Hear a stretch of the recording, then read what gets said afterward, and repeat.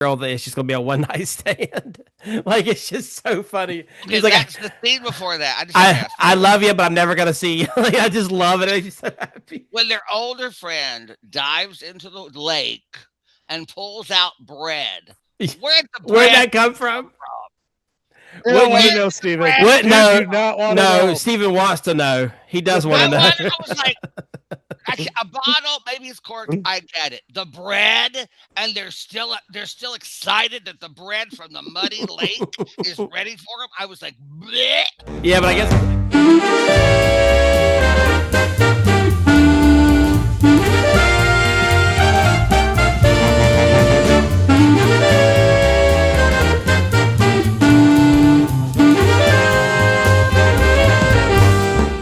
Mother, you know how much you're needed? Ah, I see you look at your leader. And I, too, look to you, Paul Baumer. I wonder what you are going to do. I'll go. I want to go. Me too. I don't see that. The Kaiser's got everything he needs. Well, they never had a war before. Every full-grown emperor needs one war to make him famous. I'll tell you how it should all be done. Whenever there's a big war coming on, you should rope off a big field And sell tickets. yeah. And on the big day, you should take all the kings and their cabinets and their generals, put them in the center dressed in their underpants, and let them fight it out with clubs.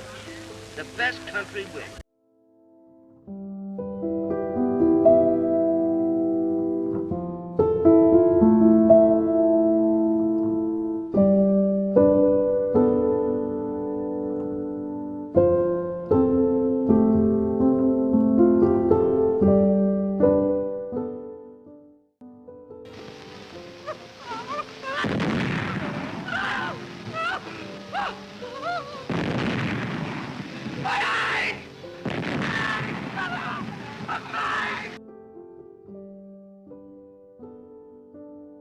Hey. Welcome back, ladies and gentlemen, to the Chicago Cinephiles podcast. I am your co-host, Daniel. Joining me, as always, is the wonderful James and the wonderful Steven. Fellas, how we doing today? Cold, very cold. Like So my heart. my background, man. My God, it's so cold outside. I usually You enjoy it. here? You cold. It's bad. I mean, it really is. It's bone chillingly out there. Walk outside and you're like, oh my Lord. And there's nobody on the trains here in Chicago right now. There's nobody. I mean, it's just dead. Downtown is dead, and it's very interesting to travel these days. Just a lot of people looking like Nanook of the North getting on the train. So very strange. Well, we want to wish everyone a happy new year. We're kicking off the new season, new year with a very touching and wonderful movie.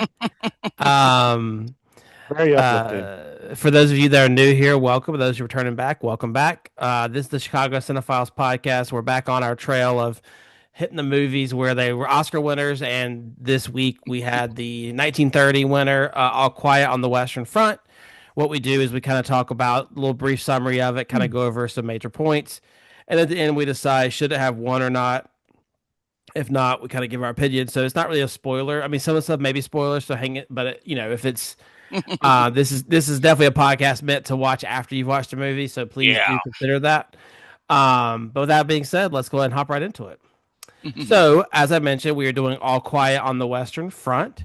It was based on I'm going to butcher this guy's name. It was based on the 1929 novel of the same name by German novelist Erich Maria Remarque, produced by, and the film was produced by Universal Studios. It was released April 21st, 1931. And again, forgive me some of these names I'm probably going to mispronounce. We have the stars. We have Louis, I want to say like Wellham or Volham. I don't know. He's Corporal Volham, yeah. Cat. We have Lou Ayers. What a cool name, Lou, as Paul Ballmer. We have John Ray as Himmelstas. And then we have Ben Alexander as Franz Kimmerick. There's more, but that was just kind of the few that were on the poster. So I'd like to do those. It had a budget of 1.2 million, and it made about 3 million. When AFI, American Film Institute, put their first list of 100 films in 100 years in 1997, it was on there, and then a decade later, it was still on there, which is pretty awesome. In 1990, it was selected by Congress, by the Library of Congress National Film Registry for being culturally, historically, or aesthetically significant. So Alrighty. it's got some pretty good awards behind it. Obviously, it won Best Picture too, obviously. But without further ado, now we're gonna let Steven take over and give us a quick summary as best he can, because this is a long movie, and then we'll go from there. Steven, take it away. No, I just did a very quick summary because what do you do with this movie? My gosh, it's just epic. I mean, but All Quiet on the Western Front follows Paul Baumer, a gifted young German student who eagerly enlists in World War I after being inspired by patriotic speeches from his teacher. Along with his classmates, Paul quickly discovers that the reality of trench warfare is brutal, chaotic, and dehumanizing.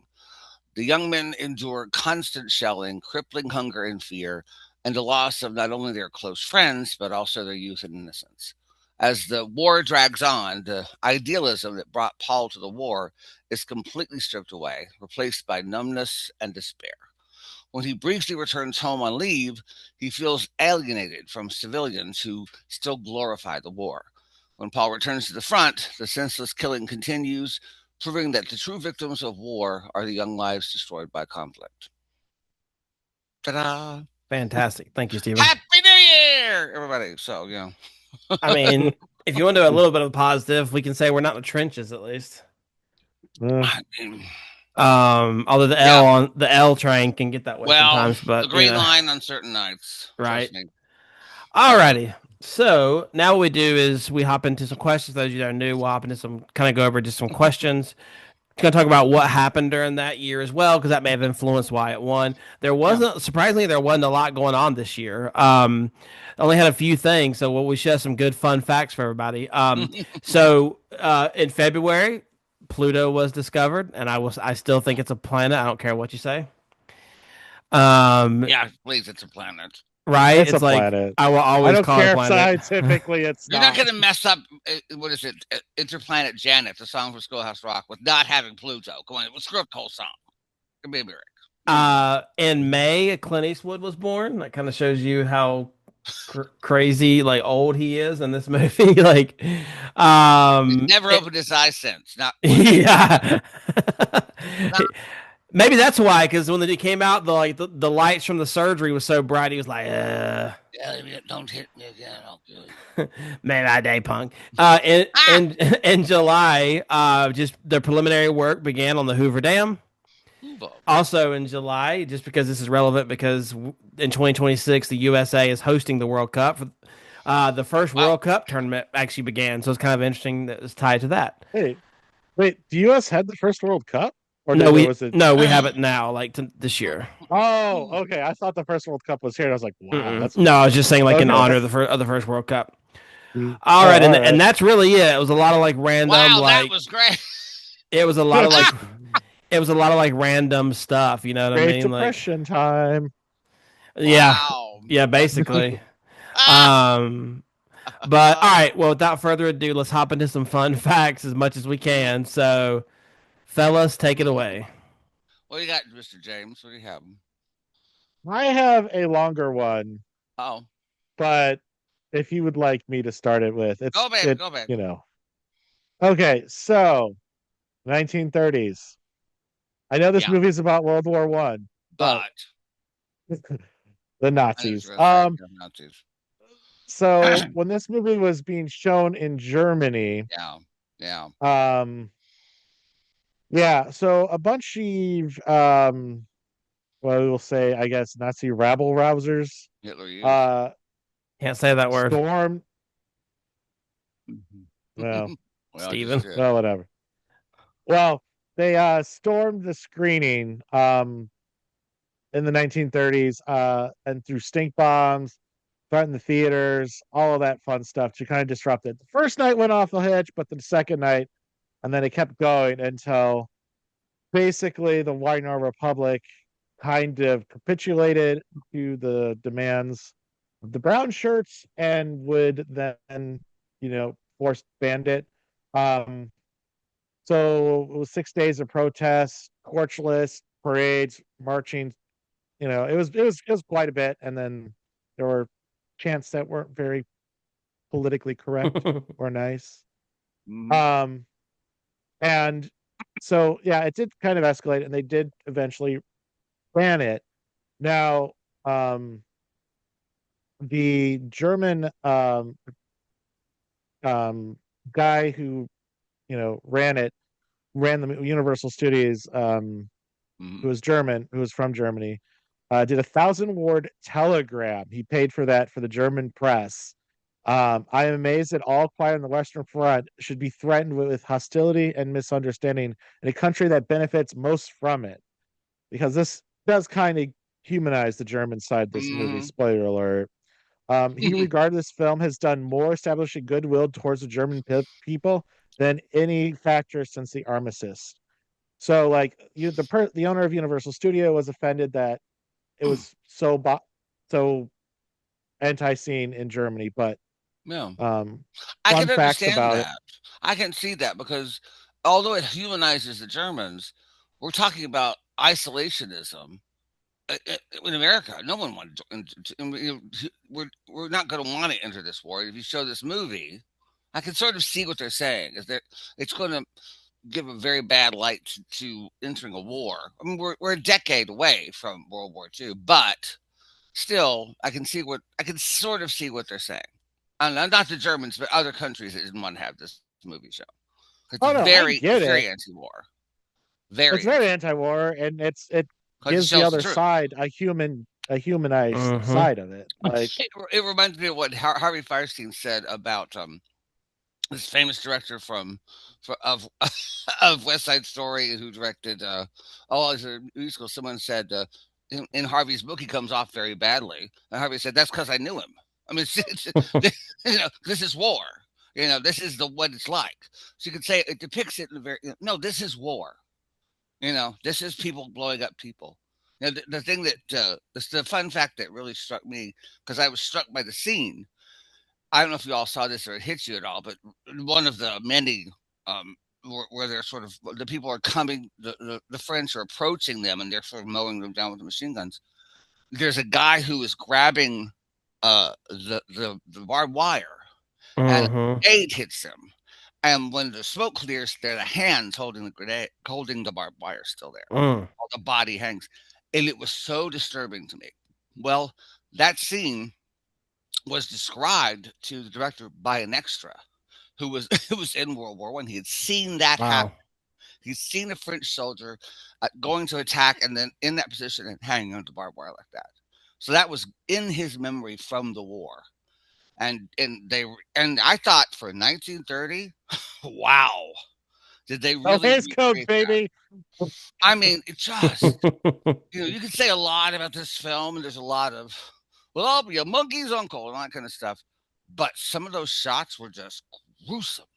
And that's the one that really hit me. Like seeing those hands, and it wasn't that they were cut off, but you knew there was a body hanging from them, and they were stuck Yeah. on that part. It was just, and that really happened. So I think there's a lot of things like that in this movie that were sort of, and also that this is the first talkie to win the Academy Award. Yep. First Well, talkie. Take that, jazz singer. So, what else do you have, Mr. James? Anything else? well, the screening of the movie was so, like, all the border towns, they actually had special trains for, like, Yeah. the German people to go back and forth to Wow. actually go see this movie because it was eternally popular when you weren't, like, I guess, that political side of Germany. Um, without going too in the weeds. But one thing that I found interesting is the director wanted so authenticity. He actually looked for German Hmm. World War One veterans that relocated in LA Hmm. Awesome. and sourced them just to make sure the uniforms were correct, the Yeah. trenches, all of that stuff. And he was so dedicated to the realism that the Yeah. sanitation department came up and said, Yeah. these trenches are disgusting. We need to, like, clean this crap up because people are going to get real sick because he was Yeah. that into the authenticity of it. Hmm. So, like, I thought that was wild. There are two other connections that I think are pretty funny for us. Anyway, for Chicago, especially for one for Chicago. Because of his experience playing Paul, Lou Ayres became a conscientious objector during World War II. Huh. And because of this, his films were banned in over 100 Chicago theaters. Wow. Yeah, over 100. And the other thing that makes me laugh about this is the connection back to The Man Who Came to Dinner. when Betty Davis is coming in talking about her being in love with, whatever, he says, stop acting like Zazu Pitts. Well, originally Zazu Pitts was cast as the mother in this movie. And because she was such a wacky kind of actress, when when audiences saw her, they began to laugh. And so they had to recast the whole thing because that's not what we want. So it's sort of like, I don't know if anybody knows this story, but when Cher first was cast in Silkwood, she and her sister went to go watch the trailer. So they paid for a movie to sit in the back, and there's Meryl Streep, and and then it says Cher, and everyone started laughing. She was so upset by it, and she called Mike Nichols, and she said, they're all laughing. She goes, let them laugh at the trailer. When they see the movie, they're not going to laugh anymore. And then two movies later, she wins an Oscar. She was nominated for an Oscar for that movie. So it's very similar, but Zazu didn't stay with it. She was cut. I just love saying Zazu Pitts. I don't know about you, but well, just like Zazu Pitts, let's cut this and let's move on to the next. So stop acting like Zazu Pitts. Had you guys ever seen this movie or read the book? Nope. Nope. I guess that's one benefit of being a history, having a history degree or whatever, is that I've both read the book and studied it in my World War I class. Wow. And I've also watched the 2022 version. I never seen the 1930 version. So this was, so what was y'all's initial thoughts? 1970 version. Yeah, I haven't seen that one yet. So what was y'all's initial thoughts going into the movie? Like what expectations did you guys have? Not looking forward to watching it the weekend of New Year's Eve. I'll tell you that right now. I was like, oh, this is going to be a real fun one. But I was unsure. I mean, I really didn't know anything about the story. Kind of it was about World War I, but that was about it. Other than that, what about you, James? Like, I had no, like, I've heard of the book and I've heard of this movie, but I had not seen it. And I was thinking, well, it can either be, I thought it was either going to be really, really good or really, really terrible. That was my initial impression of it. That's kind of what they are in the 30s, like judging by what we've watched so far. Yeah. So, that was my initial I would say that means it's great either way. If you hate it, you got an opinion, yeah. If you leave, I feel like the 30s, there's no in between. But that makes it great art. Period. If you leave any show going, well, that was nice, want to have a drink? If you don't think about it afterwards, if you have the reaction to go, God, I hated that. That was the worst. Did you have a reaction from it? I kind of like that. Not that it's bad. It just made you go, God. There are pieces of that. There are pieces of that 30s kind of filmmaking in this, but there's also this really looking forward in filmmaking in this film. I mean, God almighty, some of those, like the openings, I was like, the cinematographer really likes to look at vistas through a door. I mean, there's so many shots of looking through a door at the outside, so many of those, but it's very forward thinking, I think. All right. So let's hop into the movie now. So how important do you guys think that peer pressure and propaganda was in getting the boys to sign up? 100%. 100%. I wanted to punch the teacher in the face. I mean, because just as the speech goes on, you go, dude, really? Because it goes from would you be to are you not going to stand up? I mean, you're the old man. Did you ever do this? Have you ever done this? Who are you to say that we should do this? It just made me so angry. And I got the feeling that, as I said to Daniel yesterday, if I was with the parents of these boys who had gone and signed up for war, wow, would I be angry. Because they're in school. I mean, I don't know if they had to. There's no draft here, right, Daniel? No, not this early. Voluntarily. Not this early, there wasn't. But there's more to it. Like, you're looking at 2025 view. But James, go ahead. Kat says when they enter, one of these days I'm going to cut one of you boys open and find out what makes you leave school to come to this war. Right at the beginning, I was like, well, he's right. So what about you? I mean...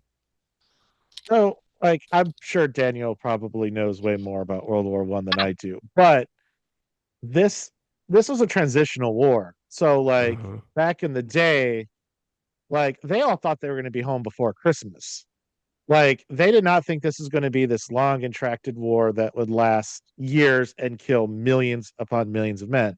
Like I don't know, like I know this is Dan Carlin's Hardcore History I podcast. He did this amazing talk about World War One, and he would like read some of the letters, and it's like, oh, they're like in the beginning of the war, oh, we took some of their guys, we took them, licked, but we'll be down back before Christmas. Like so, like at the end of this war, yes, we now have the modern sense that all war is terrible, but at the back of the day, it Yeah. wasn't considered like it was I like an think I honorable think thing. the same thing could be said for the Civil War. I mean, the South thought this would be over in a few weeks. I mean, and I remember hearing that about not just about the Gulf War, but about when we went to attack Iraq and then oh, this will be over in no time. I mean, there's just that sense. I feel like there's always that sense in war where we got this, it'll be over in no time, and yet no, this is war. This is going to go on and on. And I see what you're saying, but just that horrible propaganda. And I guess there's a thought that propaganda really only began with Goebbels in Germany. No, no, propaganda began a lot of fronts. Well, this is And, just peer pressure. This is not propaganda. There's a but, difference. but yeah, true.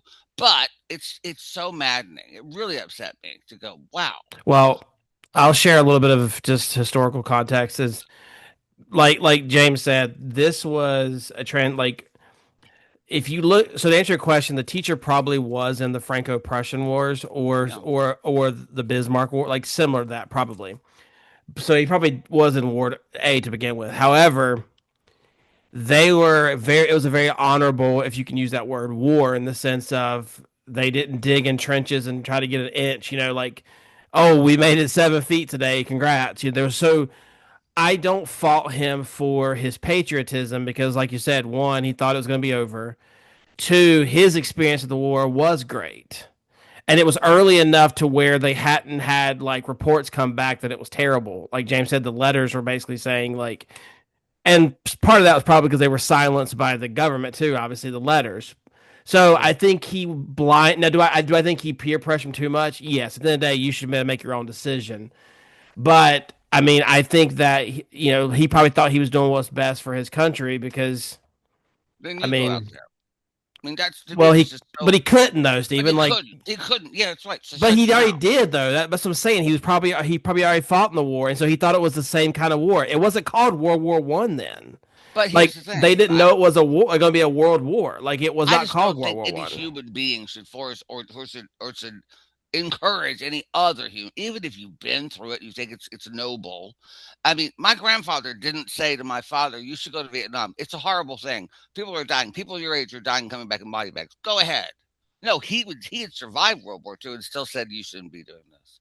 It makes my skin crawl, and I guess it's the way the movie's meant to be because that speech really goes. Mm-hmm. It really changes as it goes. It changes and becomes more not pushy, but just more. Are you going to do this? And as opposed to being inspirational, it becomes accusatory. That's great writing, but it really made me Well, it's go. just a mob mentality. James, Yeah, and what's the final thoughts on it, James? And we'll move on. This is what I'm saying with like that whole point. This is the first industrial mass Yeah. killing. This is when war became absolute terrible. It's not like when knights used to fight on horseback and they would like, or the Italian mercenaries would make deals with each other saying, hey, we'll just say we fought and we'll just pick a winner to get the money. It's not like that. This is when war became terrible. Terrible, Yeah. terrible. Yeah. I would counter that by saying that the Civil War was just as terrible. Not on the massive level. No, it was not. No, it is not. Because they're in the fields, like facing each other. They're not hunking in the trenches with crap up to their elbows and rats running around. It's not the same. And they wouldn't have known. And they wouldn't have known that because you got to realize they didn't. I mean, like Germany wouldn't have known about Civil War. Probably. I mean, like the average person didn't know about the Civil War in America. It's not a big thing to them. I just don't think that we can say that this is when war changed and became gruesome. I think it's always been gruesome. I mean, that's just correct because killing is killing, but it's a different level because if you read any articles or any kind of like soldiers before they go off, it's all about like it's an honorable war. It's all because it's like you're serving your country. It's not you're in this trench hole and you're begging to get 7 feet every day. Like it's just a different. I don't know. I guess I can't. I must not be doing a good job of explaining it, but it's just a let us know in the comments y'all's thoughts. How about that? We'll sell the debate in the comments below. But let's move on because we got a lot to cover. I'm gonna skip down. So in the movie, Paul, our main character, I would say he's the main character. Um, his friend Hans dies basically. Dies at one point. Spoiler. What do you think the significance is of him taking the shoes? James, why don't you start us first on this one? Well, he took the shoes, like, I don't know. You wouldn't like waste a good pair of shoes, but like it's this prized possession, and you're like, it's just gonna go on the ground. You might as well give it away to somebody else. Like, give it to your friend, or your body might get looted based in the war. Like, I don't know. That's where my mind went. Like, please take care of them for me. Yeah, I'll go and I'll let Steven wrap it up. I think that it signifies the dehumanity or dehumanization of war, that we eventually become we become basically worth a pair of boots. And I don't think it's a bad thing because, well, that's wrong word, wrong saying. I don't think Hans or Paul wanting the boots was wrong because on a practical level, he's 100% correct. You're not going to need these. You're dead. Like, you're about to die. Why should I suffer and not have nice boots when I've got to continue the legacy and I've got to continue going on? Because they didn't all have boots, or they didn't all have the appropriate attire. I mean, they were starving. They were eating their boots essentially.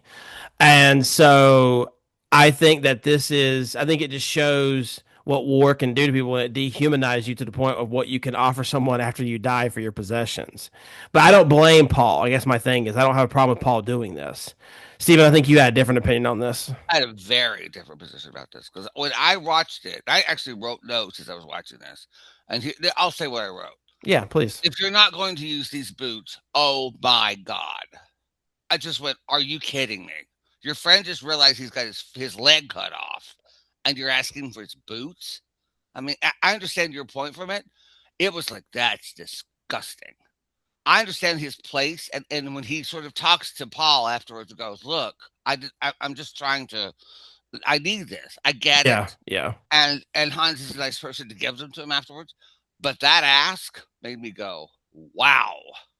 So it's, just if you put yourself into that character's position, yeah, I just want to have. So you're not gonna need all your shoes, right? I can take all these shoes from you. You're not gonna need that, right?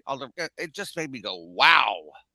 At that moment, it was really a weird ask. That's all I'm Well, saying. he kind of has two options there because he's either going to die or he's going to get sent home because he lost his foot. So one way or another, he's not going to need his shoes regardless. So But he just realized it. Like and yeah, now because he was like trying to scratch his. Yeah, he just realized it. Went, wow. So it just made me go, whoa. but James has a point. James has a point too, though, about like I'm surprised when they passed away that they didn't take them off and give them to other people. I know they did in some stuff. They would take off their jackets and whatever and give them to other soldiers. So like I know that happens. Yeah, I guess Yeah. that does. But I see your point though, and I guess would you have felt that way if it was somebody he didn't know?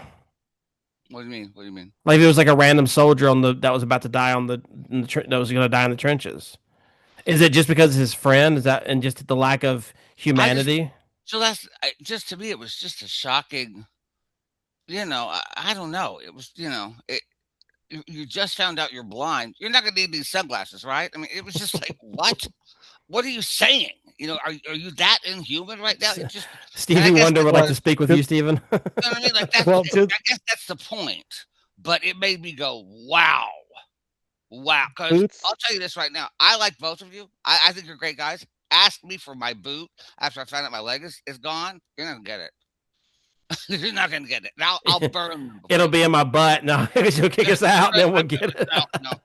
Burn the damn boots. I want to watch you burn the boots. I'd be like, no way. So I get what you're saying, but just at that moment, it was a weird ask. But I guess. That's you're the point you're assuming that's the point of the moment where you don't have the luxury of humanity. Yeah. Like this movie shows you got to do what you got to do. Those boots are going to cause him to reduce blisters. That might be the difference between he lives or dies on the battlefield. Yeah. or like getting trench foot and losing his foot. It really just. I don't think That we. too. I don't think we realize. I don't think we realize. Obviously, none of us have been in the military or war. Just how important having boots are, and that's like we all can assume, obviously, but this war in particular, because I'm telling you, man, these trenches were filthy, like disgusting. Like honestly, I'm surprised what later, like when the rats show up, that they didn't barbecue those rats in that one scene, because that's what they would. That's what they had to do eventually. But yeah, but it definitely shows. I definitely appreciate. And then That's what I think the moment is about. The moment is about is yeah, trying to inspire that in me, which it immediately did. so it did its job. Now let's continue to dehumanize Paul Yeah. here. The scene where, well, or maybe not, maybe, well, actually, maybe the opposite. How do you think the scene where Paul kills the French soldier? How do you think that event changed him? Well, it's one thing to shoot somebody from afar. It is another thing close up with a knife. Yeah. So like stabbing, Mhm. that is a different type of killing. And to Like, watch them die slowly. Mm-hmm. yeah, it's not a quick bleed out. They're just slowly dying and they're looking at you as they die. And Mhm. there's nothing you could really do. You try to save them to fill your guilt. Like I can't imagine how that would not Mm. wreck you. Mhm. Mhm. Because there's a There language barrier too, so you can't even yeah. be like, "Hey, man, I'm sorry." There's Like, that there's that scene from Casino Royale where Bond makes his first kill, and when he's going to get the second kill, the guy talks about says, "Made you feel it, did he?" You know, so mm, there's something about being so close to that person for your first kill, and Kat says that later. It's your first time, huh? Yeah, mm-hmm. you may, and it's still the same as like you can mow them down on machine guns. You're not that close to it, Yep. but here's the guy, and you're looking him in the eye. You It's you or see, him. and you see life leave his eyes. Yeah, it's you or him. And I I'm mean, not gonna lie, I think I would have done what Paul did. I think I would have grabbed his thing and said, I'm gonna look out for you." Like I think I would have legit done that. But she may hate me, but I'm gonna let her know that I'm sorry for what I Mhm. did and that, maybe one day she can forgive me. But no, I think it was a very touching scene. I think it was kind of opposite of the scene with him with the shoes. But I think it shows his contradiction, and I think he starts to realize this war is crap. Like, Yeah. and that guy was just doing his job like he was doing his job, basically. Yep. You And that's know, exactly you just hit the nail on the head. His job. right? That's what makes me angry about it. That's what makes me angry with this movie, is that especially when he goes back home and all the old men are like, "Oh, isn't this great?" Shut up. You're Yeah, not there. You don't know anything about it. Shut up. And with the students calling him a coward, you don't know anything. Shut up. we'll get It to it that. A little it for makes me yeah. really angry. Just like it's his job, and it's a job given to him by people who aren't there. Well, You know. that's a good fit because that's the next thing. How do you guys think that Paul's leave affected him, and how was he different from when he left? I'll let you go first, Steven, since you have a pretty good opinion on this I one. mean, it's obvious to me. If you had put this in this part of this going home and coming back into oh help me with the Vietnam movie, the Deer Hunter, Dear Hunter. different movie. I mean, because you see the effects of war on them when they return home, and now we get I've been to the war. I go home for a week. I go back to the war, and he wants to go back to the war. I mean, he's so sick of the pretentiousness and the artifice of what they think war is. Mm-hmm. I just want to get back to it. I just want to get back to it because this is disgusting. If you think this is pretty and noble, I don't want to be here around you. He can't be around his own family, who he loves. He has to get out of it. And that shows that he's gone from being this idealist who was convinced to go to the war by that schmuck, and then who's here's a boy I inspired to go to war, and the others are all dead. Happy, I don't know. It really made Mm-mm. me mad. So it obvious is that he can't deal with it. It's PTSD, and he can't deal with the reality of where he was. He's a changed man. Well, I've said this before in the podcast. My uncle Bob was in Vietnam, and everybody in my family goes, "You didn't know Bobby before the war." Bobby was a different man. He came home a different person from Vietnam. And he Mm. rarely speaks, he really talks. When he does, you listen because he will say something. So it's the same thing. Something's died and something has been born that's different than this man. Yeah. I And James, I don't mean to cut you off. Sorry. I think I wanted to the same anger that Stephen felt for the teacher. I felt for the kids, and it's not the kids' Yeah. fault, but it just irritated me them call because like Oh I yeah. because like I just imagine like a soldier coming home like nowadays, and he's talks in the classroom, and they call him cowards. Like that is such a Whoa. disrespectful thing, and that's kind of Hmm. how That's what.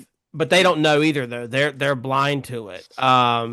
And yeah, I mean him coming home, it really did feel kind of like the deer hunter, like how they don't belong at the end. It's like they come back and they're just like, yeah, I don't know what to do with myself, like you said. And I don't know, James, what was your thoughts, and then we'll kind of move on.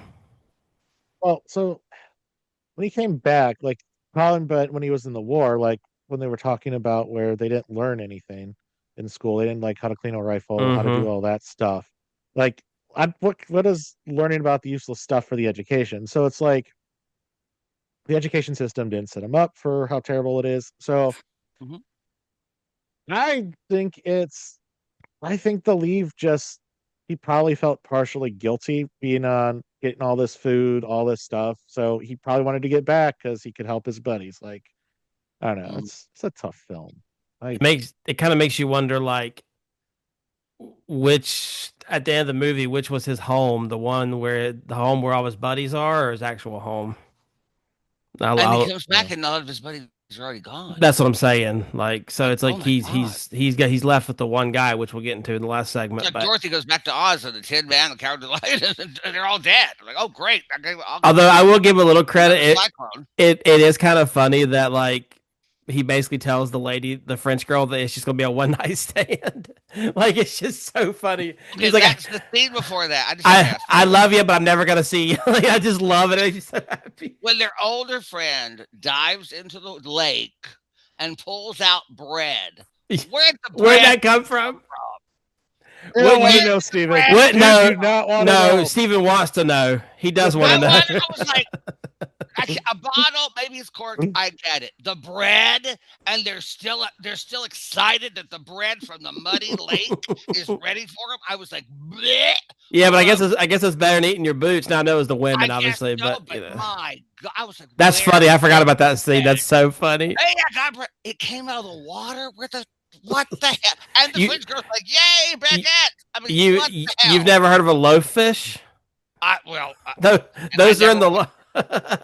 I mean, he described. I mean, you've never heard of that? Like, come on. I'm just Like, looking at this going, that is the most disgusting thing. And I just see their butts, so that was fine. And all of a sudden, they're pulling bread out of the water. Like, what the hell is going on? And that then was a I hard walked out, scene I because was there like, was no subtitles for me on the one I watched. So like, I had no idea what they were saying. I was like, yeah. I have no idea either. I mean, I knew what he was saying, obviously, but I didn't know what the French girl was saying. I'm like, okay, yeah, I'm sure it's something. But that is kind of funny, though. I But love it. yeah, that's a good point. Okay, then let's get into this is a major spoiler alert. So if you made it this far and you haven't seen the film, Spoilers. I don't know why you're here, but Hello. please turn it off now if you haven't. I'll keep going. What do you guys think? What is the significance in the way in which Paul dies? Mm. Pointless that whole damn thing was. Well, I think he That's talks what about. it is. Well, it's true, but I think we talks about he talks in many different times about the open field, the nature. He really wants. He sees that and wants to. He's imagining that, and so this is. And he also sees the butterflies that his sister has Mhm. brought. So it's this piece. He's longing to go back to nature, longing to be not just in at home, but in this sense of an open land where there's no war and there's just freedom. And he's just reaching for this. It's a great symbol and metaphor. It's such a God, great. It's so good. Like just reaching out for this thing and boom. and like so, I knew what happened in the movie, but I thought in this iteration, I thought he was gonna die in the field with his friend. Like I thought he was gonna get blown up by the random pilot. Hmm. But gosh. But that scene, because he lets his guard down, Hmm. and then you're mad at the sniper, but yet if he didn't do that, we would be speaking German right now. Like obviously not just him, but I mean like if because the sad thing is that that guy who killed him is probably just as scarred as I mean I know Paul's dead, but as Paul probably what would have been had he survived. Like it's just it is a great like honestly that's one of my Great. favorite because it's like so ahead of his time. It's 100-year-old movie, and just to show his hand, like you said earlier about the hands on the fence, Yeah. you knew what happened, and it symbolized it perfectly. Never show. Let the audience Yeah, feel it at lunch. Never show it because and I'm once so you do glad that they didn't do like the and his hands fall quick. It's like slowly, like it. James, what do you think? I was so infuriated with that ending. I was so mad. Like, come on, let him live. Why did everyone had to die? Because you really Like, think he's gonna this make it. It's movie's like 2 minutes left in the movie. yeah, You're like, he's made it. And I'll he say made it. why I He thought he made it because survived the meat he's introduced grinder. as a writer. They say, "Oh, our writer friend who's written this." I thought so. The idea is he survives and writes the books. Like that's what I thought we were going. Mm-mm. No, kill him too. No, everyone dies. Like, Yeah. I was so mad at the ending. I was like, at least this gives me a little shred of hope. And then no, No, they no, crushed that no. little hope that I had because of a freaking butterfly. No, like I hated the ending so bad. It's like I felt when I watched it. The last 2 or 3 minutes had the same feeling about that I had when I watched Rogue One. Like in the middle of Rogue One, Mm. I went, "Oh Oh my yeah. god, all Yeah. these people are dead!" Yeah. Like You. it hit me in the middle of the movie, like, "Oh my god, they're all No, gonna die." I was 100%. like, It's "No." 100% accurate. It didn't hit me till the Yeah. middle of it, and this is when I went, "Oh no, no!" And then he's like setting up a shot. I'm like, "You're not taking Paul." Yeah, they're taking Paul. So So I I was like, think "No." to me the symbolism goes so much more deeper because I'm happy for Paul because in that moment I feel like he experienced that second of peace Hmm. where he for a moment he went back and like you said probably Yeah, forgot about the war, and mhm. that's a very good ending. Like that's a That's a good lasting thing. moment. Obviously I wish he would live too, but I think it shows how great this movie was is that we as Americans feel sorry for this guy. Now I know they're humans obviously and they do speak English so they don't really come off as German, but I mean, you've been taught our whole lives to hate the Germans because they were some terrible people in the army. Not all of them, obviously, but there were some terrible that just took pleasure in killing people. I don't think Paul's one of them, obviously, No, but it's just, and I think there's a little. I think we all can see ourselves in Paul too, I think because any I cell that's ever lived consider because themselves we're like. normal and we're like, oh crap, what I sign up for, and then you're just trying to survive, and then you kind of get the hang of it. You're like, okay, I obviously it's Mhm. not great, but I can survive this. And then you let your guard down. And that's how war is, man. You let your guard down for a second, you're done. Anyway, I so I do want to give a shout out and just talk about this, and then we'll move on to the like, should it have won and whatnot. Is can we just talk about how good the bomb sounded and how annoying they were? So like I listened to it on my headphones and on my computer, and that one scene where it's like it's about the middle of the movie and it's a long battle scene, like they're running and it's like an aerial view, and those bombs went off for like 12 minutes, and Mhm. I'm sitting here like I'm like, Yeah. God, I can't imagine that. Like, I think they do a fantastic job of never stopping doing. Like, it's always going on. Mhm. And I just want to give them credit for this movie to be 100 years old. It is not outdated in the slightest, in my opinion. Well, that like this movie was kind of hard for me to watch because I'm like I'm just hearing the bombing and like I don't want to listen to this. I don't want to watch this. Like just get this done with me. Like but like the constant bombing, like and like I only had to deal with it for what two like an hour Yeah, like of the movie. right. I can't imagine like this is such a great anti-war movie. Like it's Mm-hmm. probably one of the best ever made. Yeah, Yeah, 100%. I agree. Okay. So then I think I know the answer, but I'm gonna ask you guys Oh anyway. god. Steven, you start with me. Did you like the movie? Like, I mean, relative, obviously. I liked the movie. I did. I think it was quite a good movie. I mean, not quite. It was really it still stands up. Like you said, the sound design.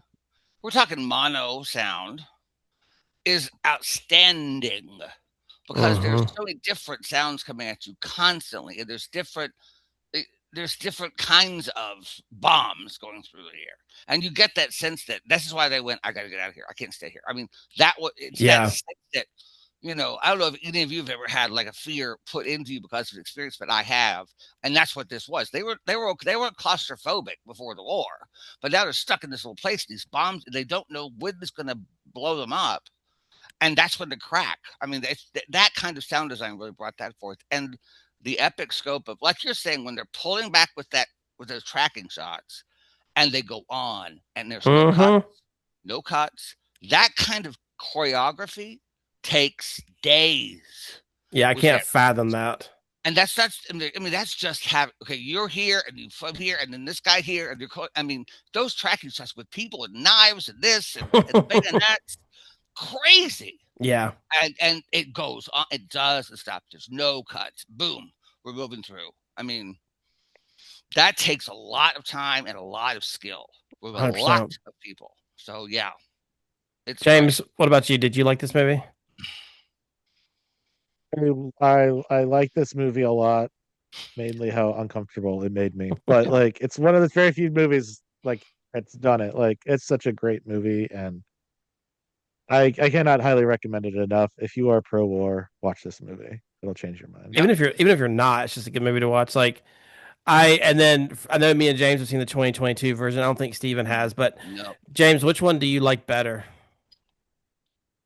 So I think they're both great with different things. Like, I think overall this is the better movie, but the 2022 version, that the German version that they made, that movie is so much more infuriating because of how it ends. Yeah. It's like they literally fight up until the till like the war is over. Like, yeah, and they're like, all right, we're done. And it's like, that movie is so much more infuriating. 100%, yeah. But and this and then this movie's more accurate to the book, just so you guys know the way this ended. Wow. Okay. And it's kind of crazy because you look at the winner before this, 1929, which is like called like a Broadway musical. Most people say it's terrible, like, and because it's like, and then say what is terrible? I'm sorry. A Broadway musical, the winner before this, and then the winner after this, whatever 1931 is, I think it's the Great Ziegfeld or whatever. It's one of those we've seen. Cimarron.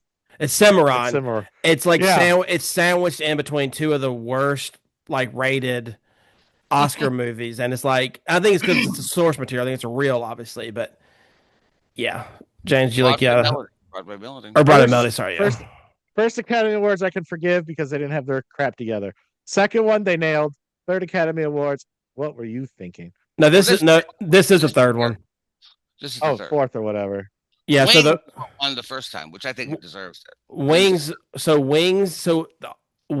and then The Artist are the only two silent films to win, and then Broadway Melody started had sound, and then this one, the rest of them have sound. So, okay. 3 and 4, yeah. So 3 was good. 1 you understood. 2 and 4 were buns. Then we get into the world of Cimarron. They were mid, as the kids would say. Alrighty. Gross. Now, I'm not gonna lie to you. Should it have won? I don't care what the other ones are. I'm gonna say yes, but I don't read them anyway. All Quiet on the Western Front, IMDb gives it an 8.1. I've never seen or heard any other movies. So, The Big House got a 7.1. Disarali got a 6.0. The Divorcee got a 6.7, and The Love Parade got a 7. I think this deserves to win just because I've never seen it. Like, to me, culturally, the fact it's 100 years and I still had to read this book in college is enough for me to pick this to win.